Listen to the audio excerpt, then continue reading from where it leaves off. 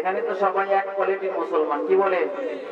এখানে মানুষ আওয়ামী লীগের থাকতে পারে, মানুষ বিএনপি হতে পারে, মানুষ জামাত ইসলামী হতে পারে, মানুষ ইসলামী আন্দোলন থাকতে পারে, কিন্তু আমরা সবাই এক কাতারের মুসলমান। কথা বলেন ঠিক কিনা? সেজন্যই মুসলমান আমরা এক হয়ে আমরা জান্নাতের আশাবাদী আছি না নাই? সেজন্যই আল্লাহ পাক বলেন পৃথিবীর মানুষ জান্নাতে যেতে চাইলে কি করতে হবে? আল্লাহ পাক কি কোথায় বলেন?